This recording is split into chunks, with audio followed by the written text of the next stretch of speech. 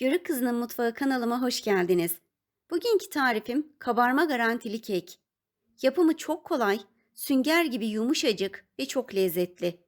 Kabarmalara doyamayan cevizli tarçınlı kek tarifim favoriniz olacak. Kekimiz için 3 adet yumurtayı kabımıza katıyorum.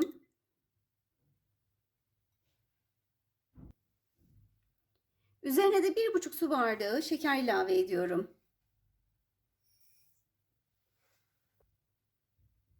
Yumurta ile şeker köpük köpük olana kadar da çırpıyorum.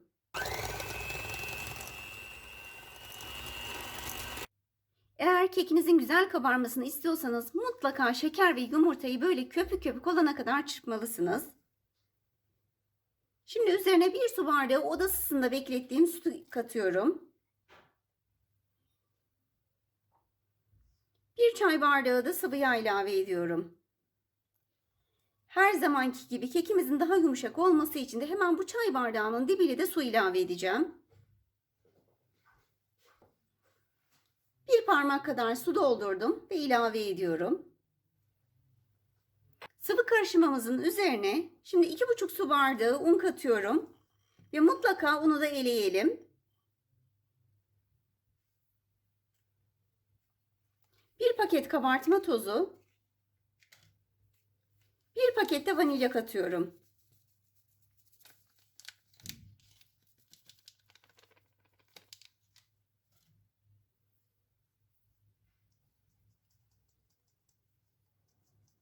Ve eliyorum. Unu eleme sebebimiz kekimiz daha güzel kabarıyor ve daha hacimli bir kek oluyor. 1 tatlı kaşığı da tarçın ilave ediyorum. Ve güzelce çırpıyorum.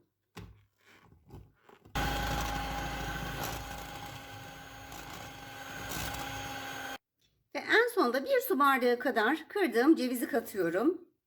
Ceviz miktarı tamamen size kalmış bir şey. Daha az miktarda da ilave edebilirsiniz. Ve şöyle bir spatula ile güzelce karıştırıyorum.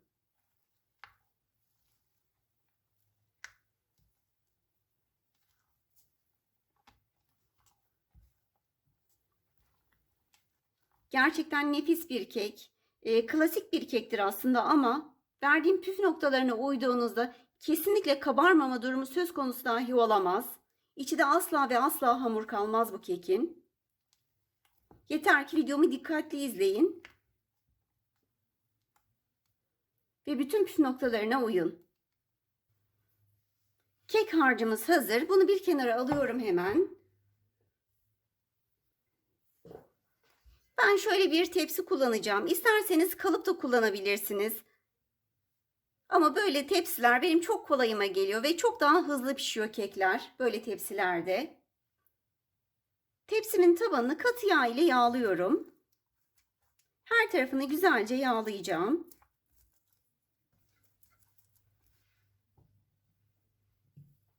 Ve kek harcımı tepsime döküyorum.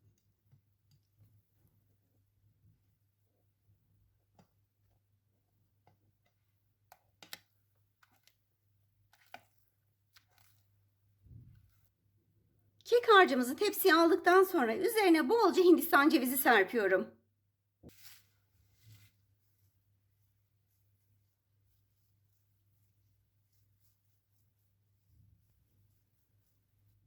Ve kekimiz fırına gitmek üzere hazır.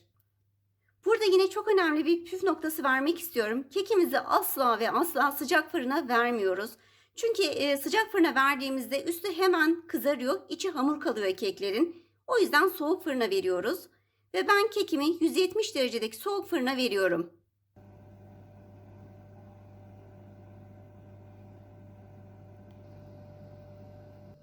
Kekimizi şimdi fırından çıkardım. Benim fırınıma göre tam 40 dakikada pişti. Ama her fırın farklı zamanda pişirebiliyor. O yüzden kontrollü pişirmelisiniz. Gerçekten gördüğünüz gibi nefis oldu ve çok da güzel kabardı.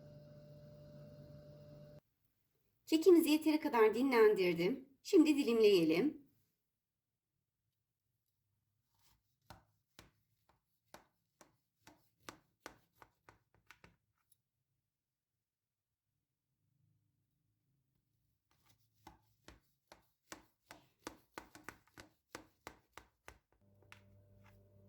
Hemen şöyle bir dilimini çıkartıyorum.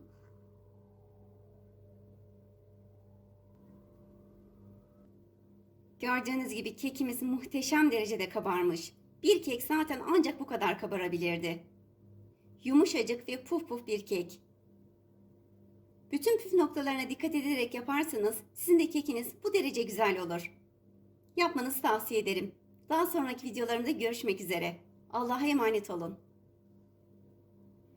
Kanalıma abone olmayı, daha sonraki videolarımdan haberdar olabilmek için zile basarak bildirimleri açmayı, beğenmeyi ve yorum yapmayı unutmayın.